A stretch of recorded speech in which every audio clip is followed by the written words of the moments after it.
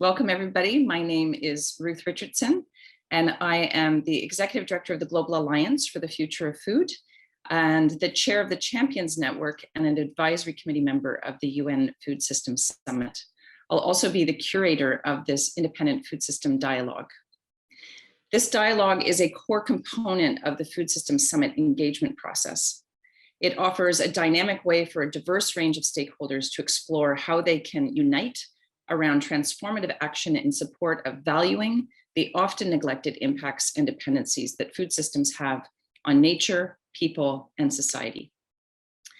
Before we start, it's important to frame the discussion. A couple of important points. First, food systems transformation is urgent. It has taken a pandemic for world leaders to confront this reality.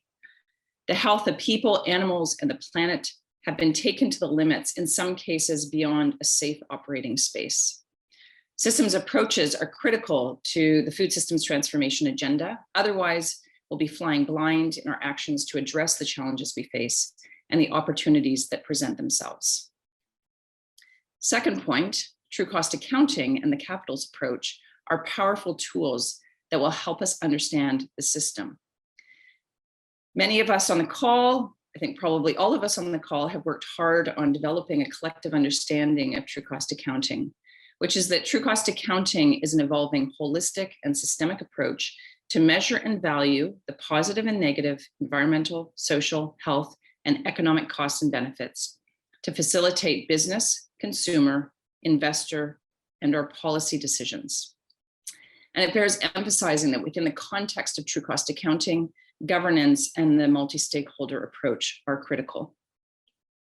The third point is that the UN Food Systems Summit is one of the many critical opportunities this year where we can together advance the case for food systems transformation, drive awareness and adoption of true cost accounting, and in doing so, impact and inform the institutions and the policies and practices that shape the future of food. True cost accounting has emerged as a central priority in the UN Food Systems Summit preparatory discussions and is presented in a number of game changers across action tracks. It has also come up as a cross-cutting theme, including in relation to managing trade-offs in food systems. The outcomes of this dialogue will be formally submitted as an input to the summit process, and they will help enhance and expand the technical briefing note that was shared with all of you as participants. Approximately 2 weeks from now, we will circulate the dialogue feedback form to all participants. Finally, the Global Alliance has been working on this for many, many years with some very important trusted partners and allies. So thank you to UN Environment Program and the Capitals Coalition for convening this critical independent food system dialogue. Now for a brief agenda review, if we could get that up on the screen, please. First, we'll hear some high-level considerations from 3 speakers. Next, we'll have 2 breakouts, one on identifying barriers and solutions for the uptake of value-based decision-making, and the second on coalition building and managing trade-offs. There will be interactive sessions after each of these 2 breakouts, and then we'll have concluding remarks from 2 leaders in the field, hopefully positioning us towards next steps and how to continue to build momentum on true cost accounting. Before we get started, I would like to remind you that we will run this independent food system dialogue under Chatham House rules, which means that there will be no attribution, please, of comments made to individuals outside of this dialogue, including via social media or print media. So we're absolutely thrilled to have you all with us. Let's jump into the discussion and get to this critical conversation. As mentioned, we will start with 3 high-level introductions to true cost accounting and this independent food system dialogue. I will introduce each of them in turn, and they will each have 5 minutes. Speakers I will raise my little red flag here to indicate that it's time's up as the 5 minutes draw to a close. So first, I would like to introduce Phaka Nang. Phaka Nang has over 30 years of experience in public service.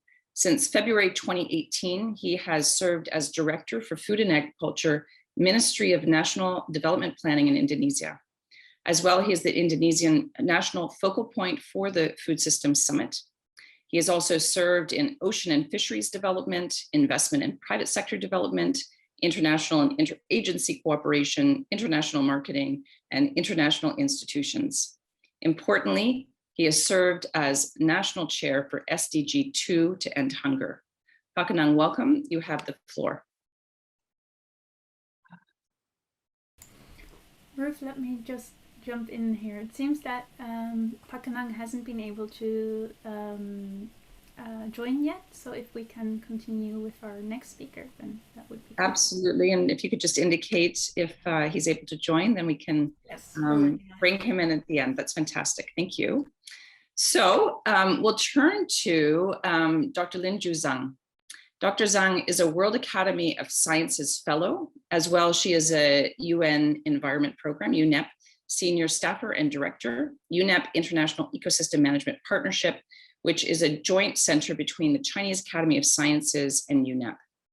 She is leading the implementation of UNEP flagship program focusing on the nexus of climate change, ecosystem services, and sustainable livelihoods through South-South cooperation. Dr. Zhang used to be the director of the Center for Chinese Agricultural Policy and is now affiliated with the Institute of Geographic Sciences and Natural Resources Research as a senior research fellow. Dr. Zhang, welcome. Please, your 5 minutes. Thank you very much, Ruth. And I would like to thank my colleague, Salman, and the team to invite me to this important independent dialogue. So Ruth, if you remember, we had really worked together on several occasions. You know, we are thankful to the Global Alliances who supported our past kind of South-South cooperation work last December, if you remember, end of November and early December. There we had a lot of attracted extended networks on this. So it's my really pleasure to really say a few words at the beginning of this important dialogue on the true costing for food systems. I think more importantly, redefining value to transform decision making. So I think as the beginning that Ruth was saying, the importance of food systems transformation in the context of achieving SDGs and implementation of Paris Agreement, I say, can never be overstated its importance, because our agriculture and food systems are drawing increasing concerns regarding such as diet-related health effects and the damage to the ecosystems, for example, agrobiodiversity loss and soil erosion, and etc., and contributing to the greenhouse gas emission, which is related closely related to the climate change and so on. So as we are to achieve the Sustainable Development Goals by 2030, and immediate and urgent actions are required to transform how food is produced and accessed and valued and consumed, in which to apply true cost accounting for agriculture and food system is so vital and important. And we need to make sure that people are central to shaping the transformation agenda, and food agriculture and people's livelihoods and the management of natural resources all need to be addressed systematically. We always say that system thinking and systematic approach. As here and UNEP IMP, we are a collaborative center. We always claim that we're a collaborative center in the South and for the South because it's based in China.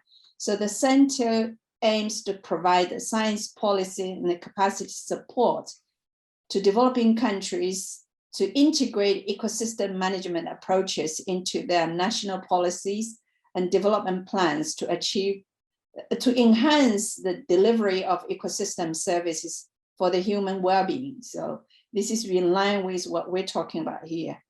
And also the center promotes system thinking. In particularly,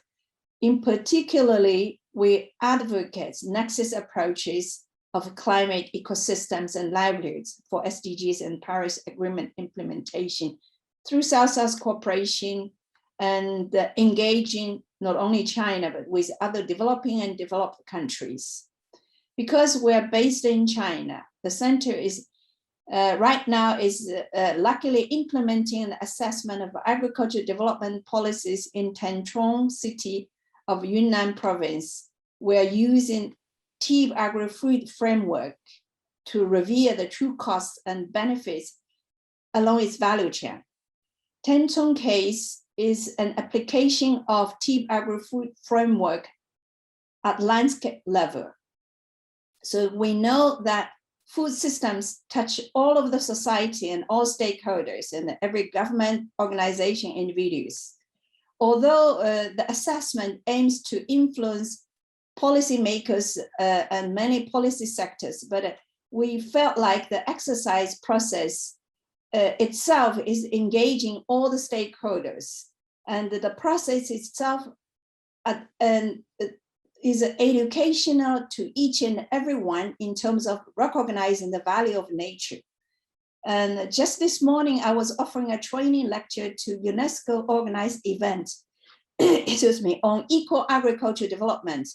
I used the TEEB Agri-Food framework as an example to emphasize the importance of systems thinking and systems approach. When I mentioned Taichung, the two protected area people from Taichung was excited. I said, yes, we're involved in this process. So that was a very positive signal. And now since we're based in China and we always look at how China does. So China attaches a great importance to and is steadily applying the principles of sustainable development across all sectors, including agriculture and food, but by putting forward a set of values and development concepts of ecological civilizations. As one of the many principles under ecological civilization, clear waters and green mountains are invaluable assets, depicts the core value of green is gold, and the principle is now driving a process of mainstreaming in the value of nature into different sectors. In this context, we expected to see a wider application of the true costing accounting in the country, and hopefully with that, to share experiences with other developing countries and beyond.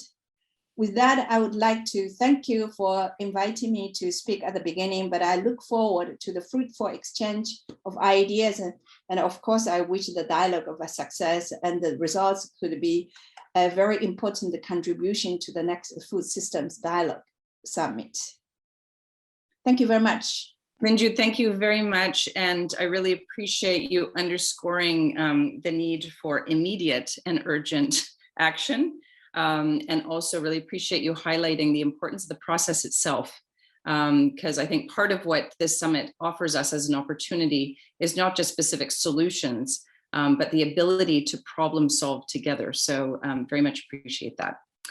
So next we have Mr. Peter Bakker. Peter Bakker is President and CEO of the World Business Council for Sustainable Development since 2012, leading the aligned efforts of over 200 global businesses working together to accelerate the transition to a sustainable world.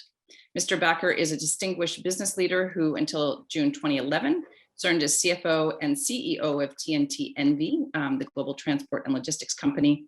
He is currently an advisory committee member of the first ever UN Food Systems Summit and a supervisory board member of Capitals Coalition. He also serves as a member of several corporate sustainability advisory boards. I welcome Peter. Peter, you have the floor. Thanks so much, Ruth. Hello, everybody. Nice to see you. It's good to be here on this really important topic of conversation. As Ruth mentioned, I'm on the Food System Summit Advisory Committee. One of the pieces of work that we're currently engaged with there is the draft statement of action that the Secretary General will want to issue and probably speak to during the Food System Summit in September. And you'll be very pleased to know, I'll read a paragraph, highlight the need to realize the true cost of food.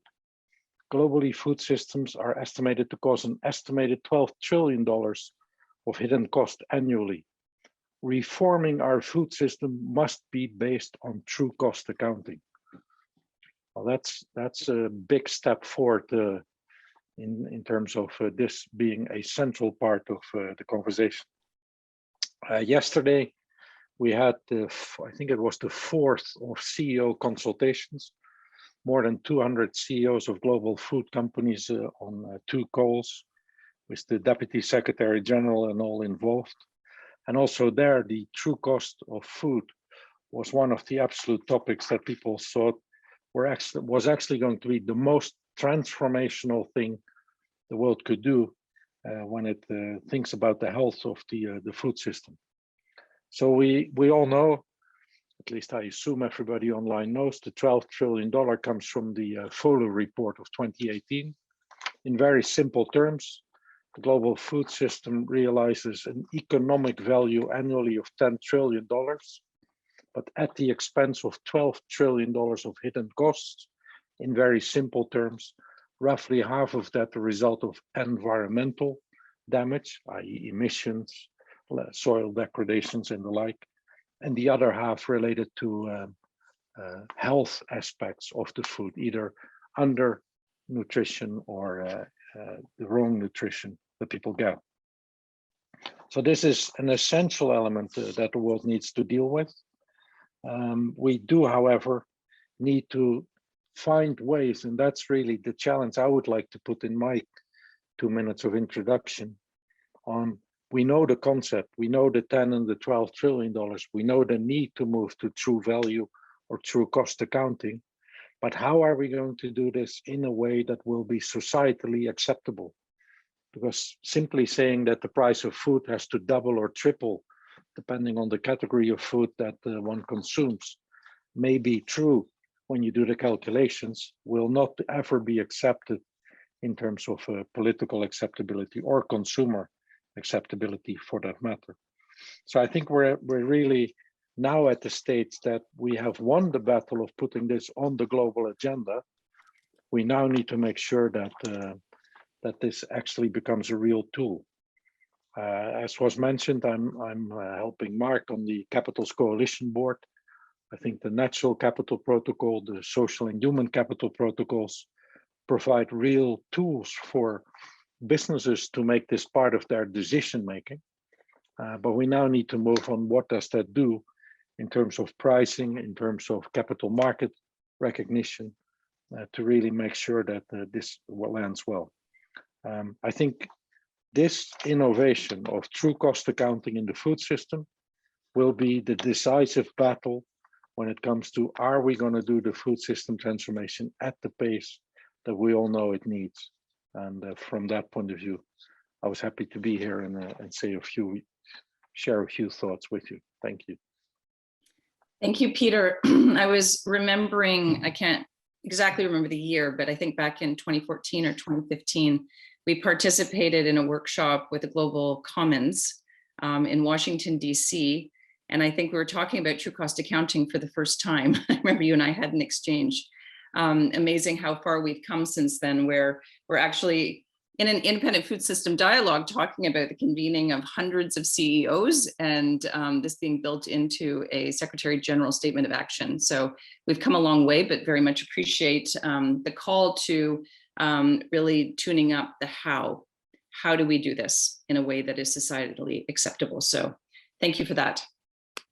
So we're having some technical difficulties getting Phaka Nang on, so hopefully he'll be able to join soon.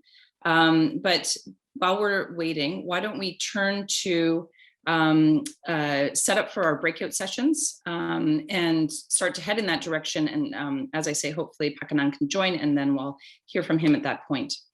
So very interesting insights. Thank you both Linh Ju and Peter. So we would like to move into breakouts and have that be the bulk of the independent food system dialogue. So we have ample time for participants to discuss amongst yourselves. The first breakout is by sector groupings, recognizing that many people overlap between many sectors and you all wear many hats. We've tried to place everyone where it makes the most sense. But you'll forgive us if wearing multiple hats, we've chosen one of your hats. Each breakout has a facilitator and a note taker. This is important because as an independent food system dialogue, it doesn't count if we don't track responses and submit our report. David Nabarro, who has been the lead on the dialogues, is known to say, if you don't file your report, it didn't happen. So we want to make sure that we log all the comments and we're able to submit something in a timely fashion. The first breakout, which we will go into momentarily, is on identifying barriers and solutions for the uptake of a values-based decision-making. The question we are posing to the groups are two. Firstly, what actions are required for the value provided by nature and people to be consistently integrated into public and private decision-making processes for agriculture and food systems? So what actions are required to be consistently integrated? The second question is, what are the barriers for uptake of value-based decision-making in existing practice? How can these barriers be addressed? So these two questions hopefully get a little bit to the answers of the question that Peter posed. This is the how. So again, what actions are required? What barriers are there? So these questions are important because many of us are doing phenomenal work on true cost accounting and similar approaches. So how do we tackle continued barriers for adoption and significantly advanced uptake and integration? This is the moment we've arrived at now. Your valued inputs will be integrated into our summit report, as I mentioned, and submitted through the formal portal. And it's our understanding that this our report will also be included in the next analysis of the Independent Food Systems Dialogue that is being undertaken by something called Blue Marble. We can also share it with those in the UN Food System Summit leadership with true cost accounting as part of their action area or solution cluster. Also, beyond the summit, your inputs will help guide potential collective work amongst us all post-September, which is very important. So you have your questions in hand. I don't see a note that Pakanang has been able to join, so let's jump in. Oh, he has. Okay. Jump to him first. Okay, thank you. So that's the setup for the first breakout. As soon as we hear from Pakanang, we'll come back and we'll go immediately into the breakouts. But let me first introduce Pakanang, who has over 30 years of experience in public service. Since February 2018, he has served as Director for Food and Agriculture, Ministry of National Development Planning in Indonesia. As well, he's an Indonesian national focal point for the UN Food System Summit. I know I said this before, but I'd like to do it again, just so it's fresh in your minds.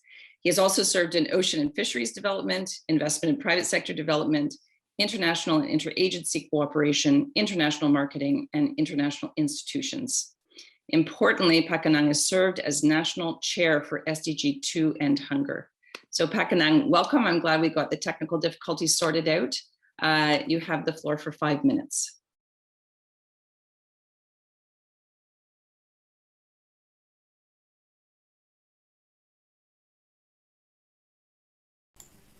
We have Pakanang? It should be there, but it's still very quiet, so then maybe we should move on to the breakout rooms first. Oh no, I see that there is a speaker. Pakanang, are you there?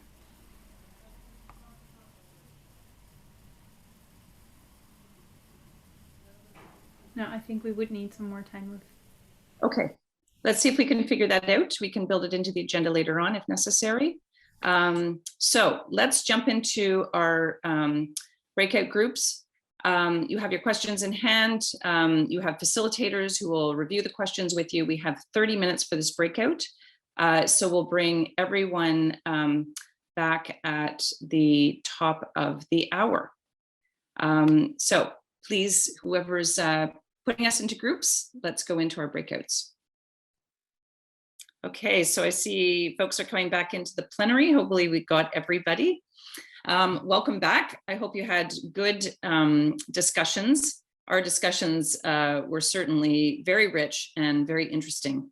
So we would like to get feedback from each of the breakouts, but we're not going to do that by way of report outs. We would like to do it more interactively and dynamically. And so we have a Mentimeter set up. You'll see it here. And you'll see the instructions at the top of the screen.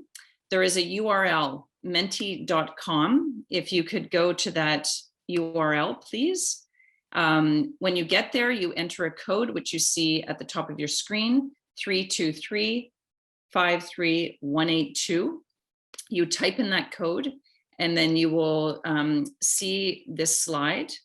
And essentially what we're asking you to do is answer 2 questions. And if you could type it in, we'll be able to see the responses. And you know, through that, be able to hear what was happening kind of within the discussion groups. So we'll take a couple of minutes for each question. They're just 2 questions. So hopefully you can get into menti.com, type in your code, find this question, and type in your answer. So first question, what is the one key takeaway from your group for you? And we're seeing responses come in, that's great.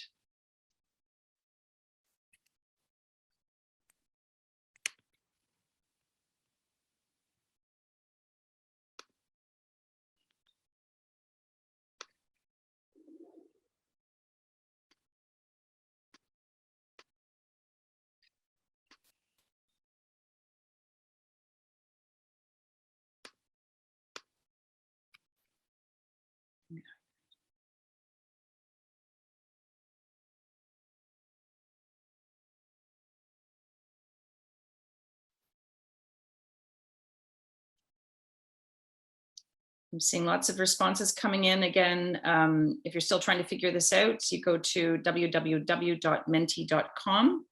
The code is 3235-3182. You'll see that on your screen. And you have an opportunity to put in your answer, which we can all see here.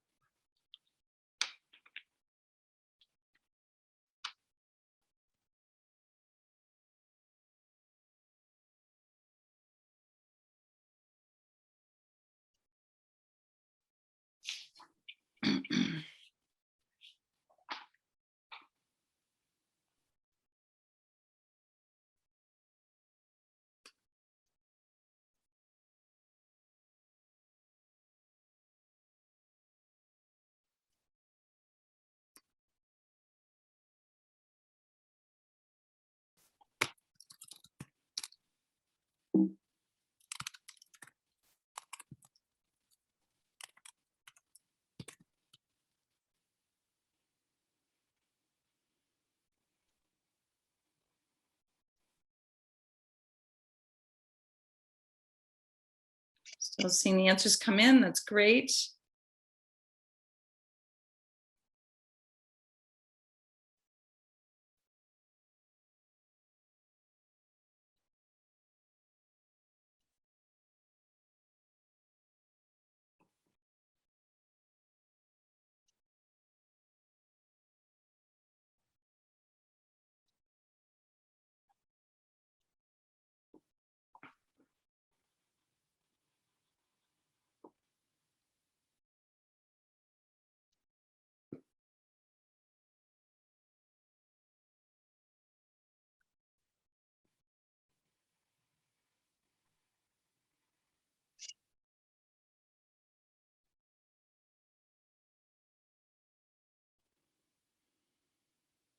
Okay, still coming in.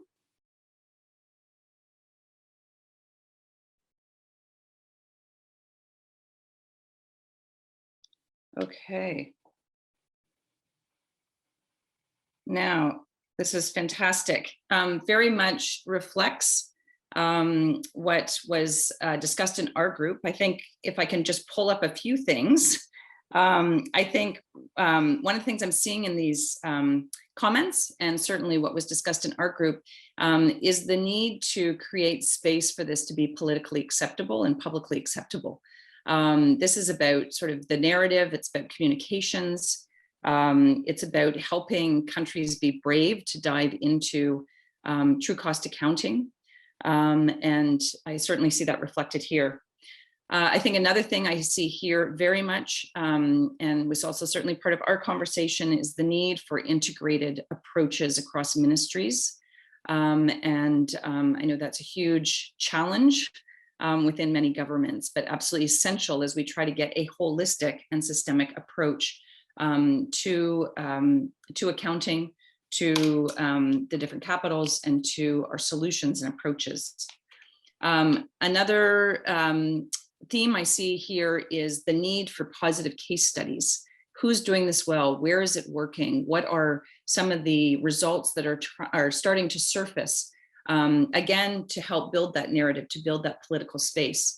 I would like to also sort of reinforce the notion that with true cost accounting, it's both positive externalities and negative externalities. So we need case studies, we need examples where we're seeing the negative externalities, if we can highlight those, but also where different approaches to food systems transformation is highlighting positive externalities.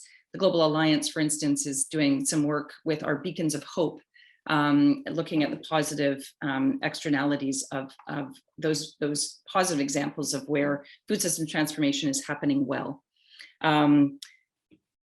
In our group, we also talked about the need to really position true cost accounting as sort of a science-based kind of neutral framework and methodology to make it more acceptable to governments and to companies and to others.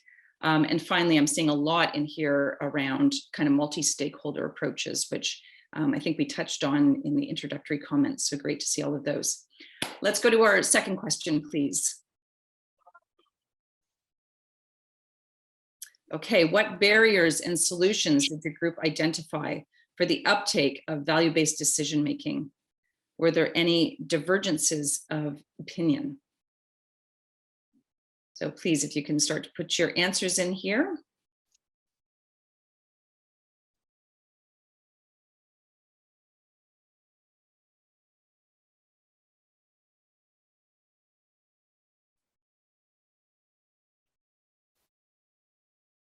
What barriers and solutions did your group identify for the uptake of value-based decision-making? Were there any divergences in opinion?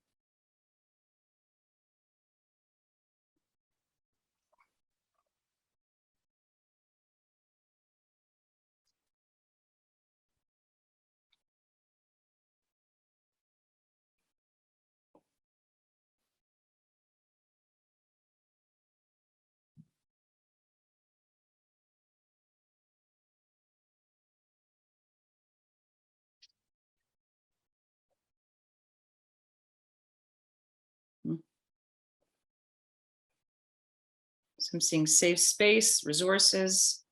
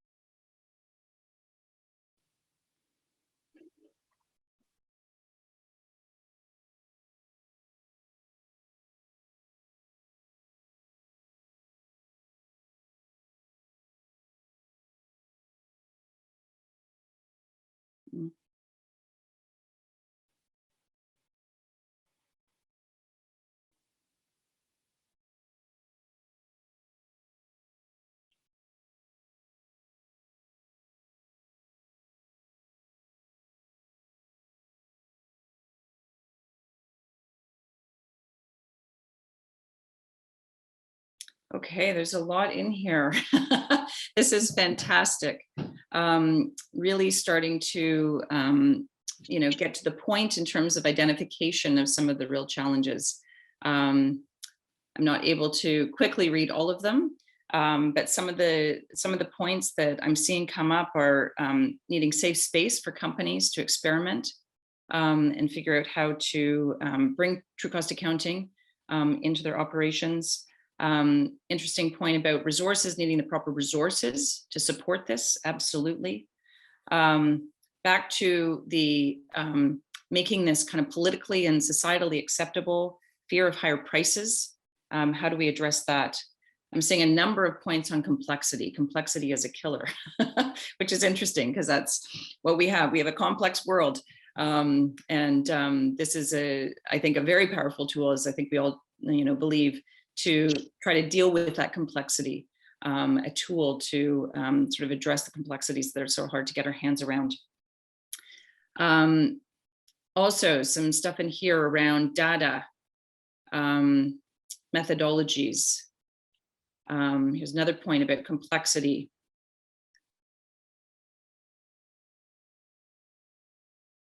Yeah, also that with working in a multi-stakeholder fashion, that's also tricky because everybody has different ways of thinking about this, of talking about it, of approaching it. So there's that sort of multi-stakeholder cultural barriers in terms of being able to speak to one another and work together, which is why these sorts of conversations are so important, and why some of the collective work that many on the call have done together is so important. Yes, and the need to translate numbers into concrete public policies, absolutely. I remember speaking with somebody who was doing a significant valuation for a very large multinational corporation.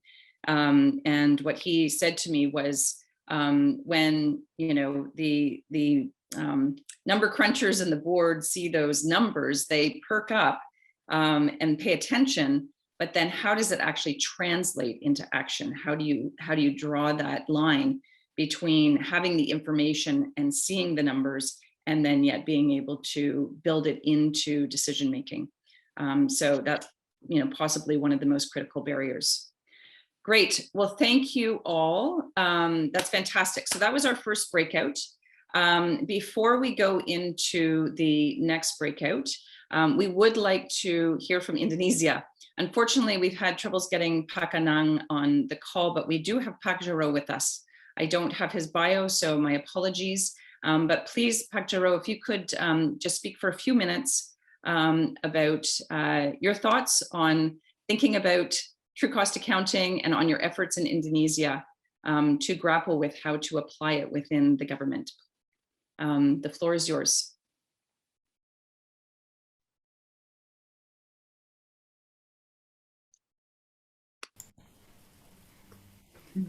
Sorry, Ruth.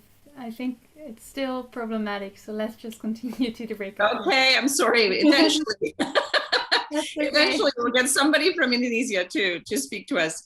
But We'll yes, get there one day. we will get there. Okay, thank you. So we're going to move to our second breakout. The second breakout is mixed sector groups with the intention of getting into coalition building and managing trade-offs. So again, we have two questions for you.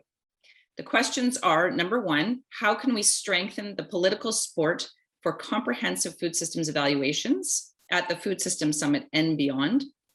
So again, how do we strengthen political support? Number two, how can comprehensive food system evaluations contribute to recognizing trade-offs? How can cross-pollination between sectors help to manage these trade-offs? So political will and trade-offs, those are the two questions for the next round. The reason this discussion is so important is that cross-sectoral action is critical to how systems operate. So to achieve systems transformation, we must work with others. The introduction to Team Agri-Food, for instance, talks about the proverb of the blind men who try individually to describe an elephant, each person only able to discuss the part that they touch, such as the tusk or the leg, and thus unable to accurately describe the whole animal. Partial information leads to wrong conclusions, and we only have partial information and specific ways of looking at things from our individual corners. So coalition building, networks, alliances are critical in this agenda. So you have your questions in hand. Again, we have 30 minutes for this breakout, so we'll bring everybody back at that point. So let's put everybody into groups and dive into the discussion. Thank you. All right, let's start over again on that one.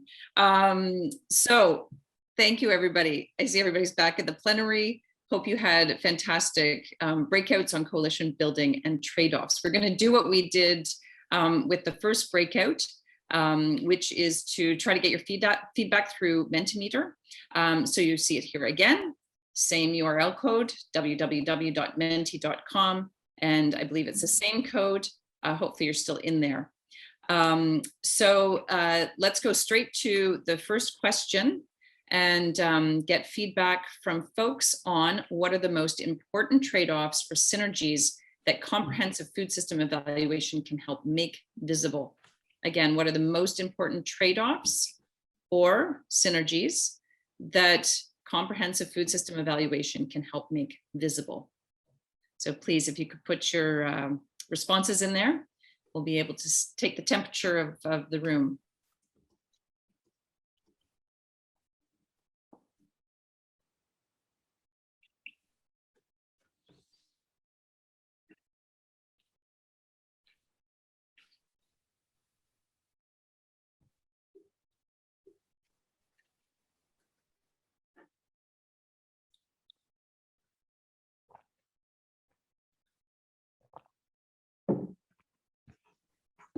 Hopefully people are in there. Again, it's www.menti.com. The code is 3235-3182. I see comments coming in now. Trade-offs between nature and people. Synergies between health and environmental outcomes. Interesting, those are the same thing. Trade-offs and synergies between humans and nature. Produce costs.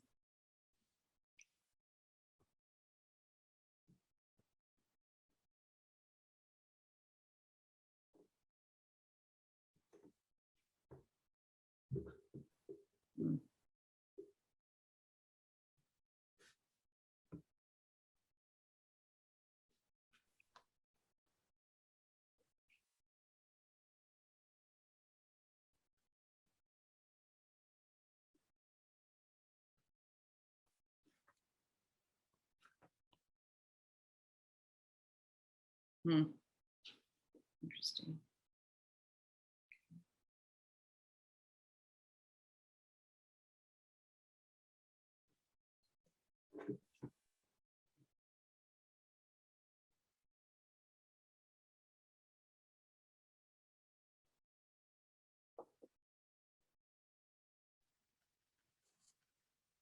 Ruth, while you're waiting, can I just ask you a question, Ruth? It's Jackie McGlade. I'm really interested in the science group, and is there a sort of special stream that is looking at TC, true cost accounting, or is it kind of dotted all the way through the summit?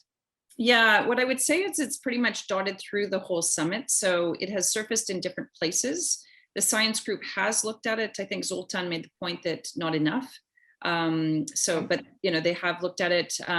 There's been some work within Action Track 1 on true cost accounting. Also, of course, it's come up in Action Track 3, production. And they are currently in the process of trying to collate everything and make sense of it and provide sort of a framework. Some various themes have come out, but I think they're still working on that. Hopefully we'll have more information soon on how it will actually show up. It is showing up in the statement of action, as Peter Backer mentioned, and a number of us have been pushing strongly for that. And so, yeah, we're sort of keeping our eyes on how it's manifesting. It's good because I'm working on this science policy interface, and it's an area which is underrepresented in the research literature. And it would be really great to have much more of a focus on producing that. So sorry, just to not to interrupt. No, just thank you. That's all right. Thank you. Well, and thank you everybody for all of your questions, for all of your responses here. This is incredibly important information and feedback. It's great to hear from the groups this way, also to hear from you individually. We'll certainly be taking all of this in hand. And as I say, fantastic inputs. So I'm seeing a lot of synergy in the answers, talking about synergies and trade-offs. Obviously a lot here on the synergies and the trade-offs between health, environment, social considerations. Of course, this is the true cost accounting approach, is trying to have a holistic view of things. So clearly that's going to surface in terms of how we balance these various considerations. I'm also seeing some interesting comments on trade-offs and synergies, both in terms of what we're growing and the impacts. And that includes the kind of food we're producing, what we're processing, the kind of crops we're focused on, the pricing of food. So a lot of input kind of in that whole territory. Also up higher, there was a really interesting comment about trade-offs and synergies between countries, which is an interesting thing to dig into and explore a little bit more. So I can't cover all the comments here, but those were just a few that I saw that occurred to me to be quite interesting. Let's go to the second question, and then we'll start to head towards the end of our agenda. So second question is, what actions must be taken throughout the Food Systems Summit process to support the uptake of comprehensive food systems evaluations? So very specific here, what actions specific to the Food Systems Summit process do we want to propose and should be taken up?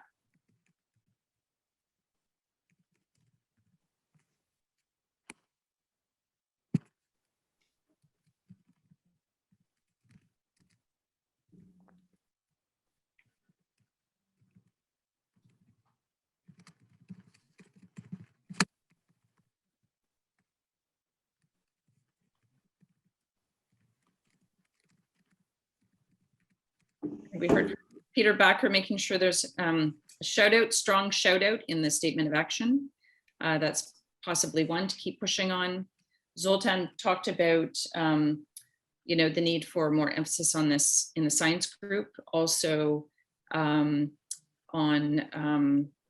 positioning this as a science-based kind of neutral framework that would create more sort of political momentum around this, as well as corporate momentum around this.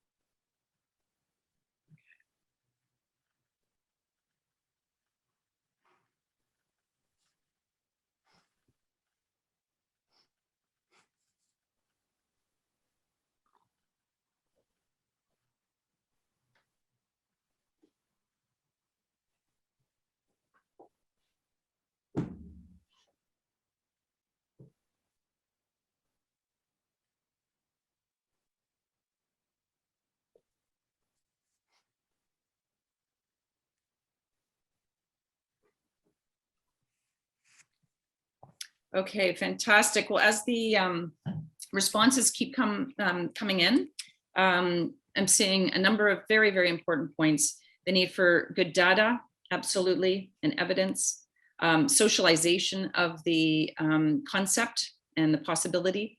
That goes back to our narrative and communications, engagement of multiple stakeholders, including diverse perspectives, with geographical diversity, of course, farmer voices and those sort of at the grassroots and most sort of connected to many of these impacts. Science policy interface, ensuring that all sessions within the summit address all capitals. And I see many, many other suggestions. So that's fantastic. And we'll certainly work to collate these and elevate them kind of within the discussions. Okay. So let's move towards the final part of our agenda. We would like to close with several speakers who are leaders in the field to share conclusions and next steps. As we know, there's been considerable efforts to conceive of, gestate, give birth to, and start to raise this thing called true cost accounting over the years, if not decades.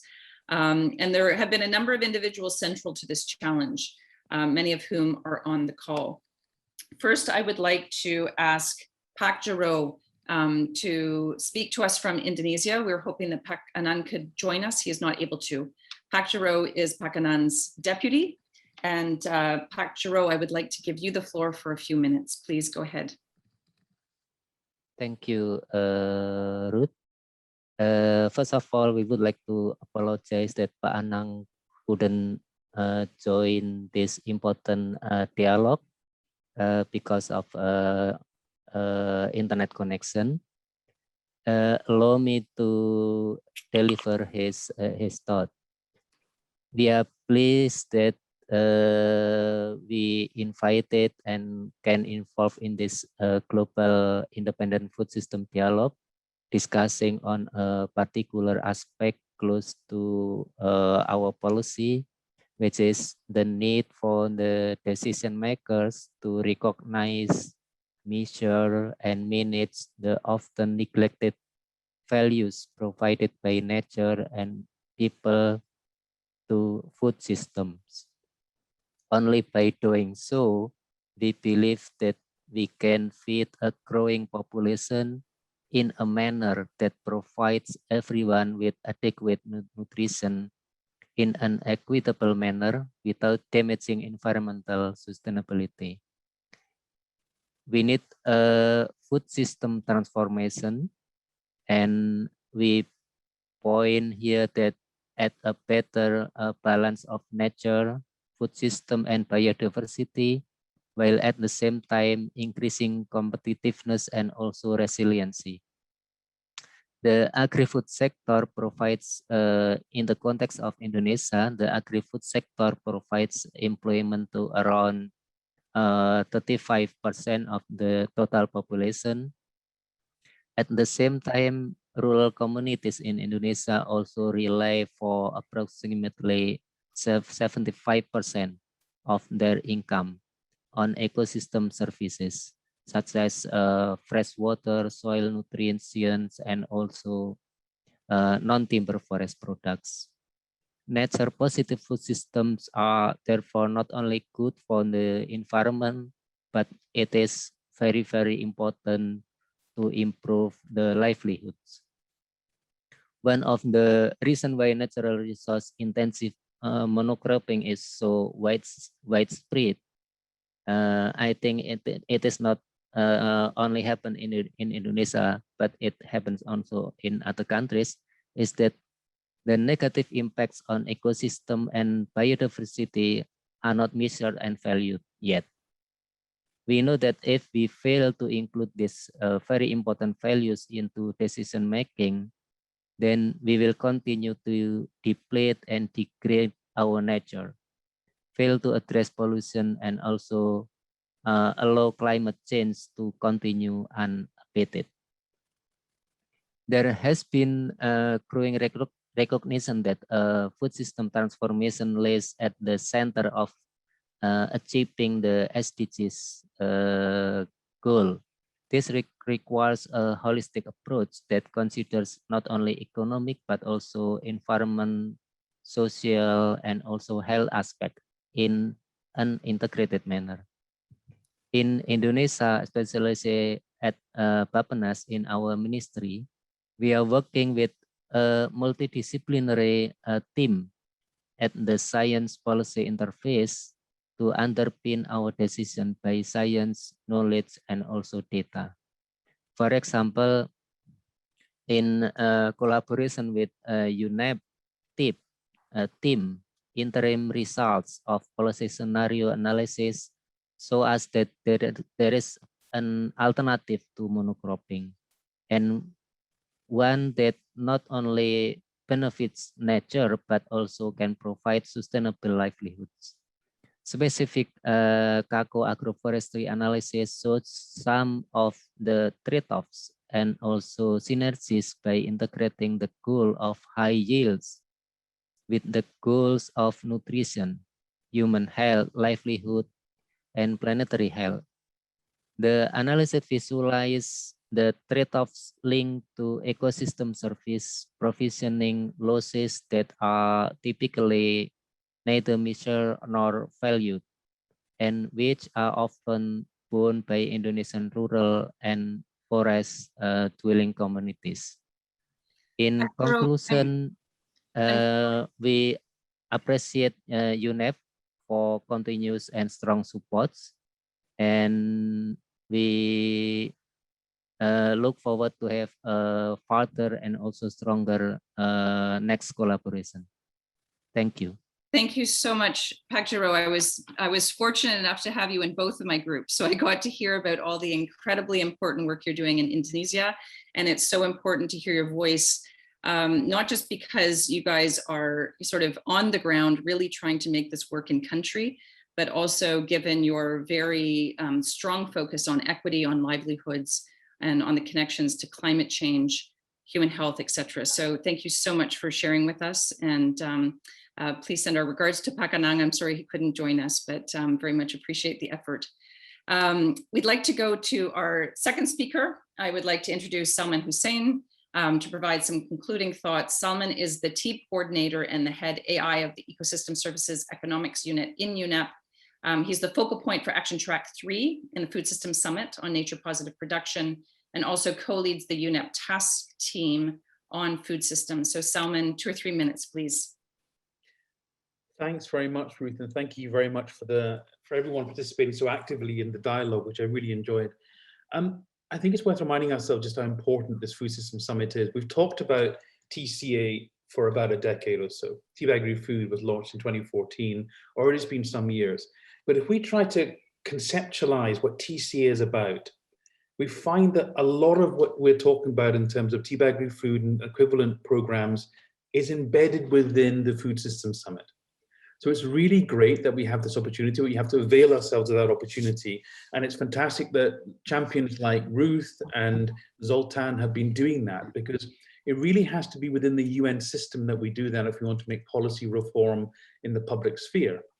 And we're seeing that happen. It was wonderful to hear Pak Jarod, and I was, Pak Anang very well, Indonesian. It's worth reflecting on what he just said. We have a situation whereby, because of that evidence, a science-based approach, work with WCMC on cacao agroforestry, we now have the inclusion for the first time of agroforestry within the 5-year plan. Now that's really important. It says Teabag Food stroke TCA has been applied. We have a material change. Now that's one example. We have Jackie McGlade on the call doing very much the same for Kenya. We have Salvador, who's leading some of the work for MILPA. In Mexico, there's lots and lots of examples of this having an impact. So we have to use the platform that we have into the Food Systems Summit to make that happen across so many countries and regions. And it's imperative that we do so collectively with a shared vision. A second point I want to make is one of the reasons why I think we had that success in the TEEB country. There's something we don't talk about so much in this session, but we need to. It came up in terms of process. Now, a big part of the TEEB isn't the nitty-gritty of applying a TCA evaluation framework. Of course, that's important, but we start by asking stakeholders, what is an appropriate policy question that could be answered by Teabag Food stroke TCA? So we must make sure that we actually keep people on board and ask the right questions, because absent that, TCA will not have an impact, will not make it to the UN high table, will not go forward. So let's think about that dialogue first before the TCA is actually put into place. My final point, just to be brief, is to say that there's a great deal that we have to celebrate in terms of TCA. And there's a few comments made, I think, in terms of the first Menti poll about the idea of costs and celebrating benefits as well. Now, for an economist, these are just two sides of the same coin, okay? If you are avoiding a cost, you are therefore creating a benefit, so to speak, if you're juxtaposing the two and doing scenario analysis. But maybe we have to celebrate the narrative around creating benefits, creating better livelihood outcomes, creating better health outcomes, etc., and do that to make sure that this isn't a question of simply taking away people's livelihoods, because it certainly isn't, but potentially through, say, for instance, repurposing subsidies, making a positive impact. Why repurposing? Because we still have farmers benefiting from the subsidies that arise, but they're repurposed so that there are benefits accruing to society and the environment as a consequence. So if we can create that kind of positive narrative, I think we have a huge opportunity in the Food Systems Summit to make TCA a central part of how governments and decision makers at the public level actually take forward their work the next decade. Thanks, Ruth. Great, thank you, Salman. Finally, I would like to introduce Mark Goff. Mark is the CEO of Capitals Coalition, which is a global collaboration of business, government, civil society. It's transforming the way decisions are made by including the value provided by nature and people. Mark is on the advisory board for TEEB and a member of the steering committee of the United Nations CEO Water Mandate and an advisor on the high-level panel for sustainable ocean economy. So Mark, your few minutes, please go ahead. Thank you. I just got kicked out for a second there, so I missed my introduction, but I presume you just asked me to speak. I represented you accurately, don't worry. Good, that's great. So this has been an amazing conversation. Every part of the conversation I've been involved with has been fascinating. I think there's been some really big challenges raised, but I do think we've got to come back down to the time for this is now. We've been working on this now as a community for many, many years. When the coalition first started, there were 36 organizations came together. We've now got over 400 at the center and about 20,000 around the world. So there's a lot of momentum. That doesn't mean that there's not challenges with it, but we've got to get this embedded in now, and that's really key. One of the things we talked about was standardization. I just want to come back to that as my main sort of comment here. There's several bits going on. The UNCEA at a national level, you're probably all aware of this, in March this year became a standard. We've now got 5 countries that are actually delivering wellbeing accounts and about another 80 odds that are looking to do it quite soon. That is significant from that level. In the private sector area as well, we've now got 2 key projects that are working on Transparent, one of them's called, another one's Align, funded by the EU, which is looking to take the tea baggery food work and actually standardize that into reporting standards for how companies will report. Now, I want to come back to what Salman said here. The first question has always got to be, why are we collecting this information? What is it useful for? Reporting is just one output of that. But these elements towards standardization are going to be really, really significant in this. And the Food System Summit's coming at exactly the right time to really build that momentum. So this conversation today has been extremely exciting for me. We're going to do a Midways Learning session on the 22nd of June at 1 o'clock CEST, so Central European time, with some case studies from Brazil as well on that. So you'll get more invitations about that. And also there will be a lot of other activities around this. So please keep aware of some of those other things that are going on. We just released something from our government dialogue with another 60 case studies and examples of how people are applying this. And we've just in fact launched a case study database for the private sector as well, with a lot of the case studies from around the world. So there's a lot more evidence coming through, but it's you coming together today that's going to mean that we can actually turn that into something real in the summit. Thank you, Ruth. Thank you, Mark. Thank you, everyone. This has been an absolutely fantastic conversation. We're at the top of the hour. Thank you, everyone, to all the work that you're doing on this, for your interest, for showing up and sharing your insights and expertise.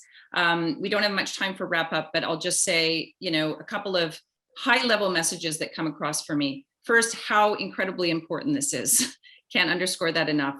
Secondly, how far we've come. There's been so much work. So many people have committed decades to building this.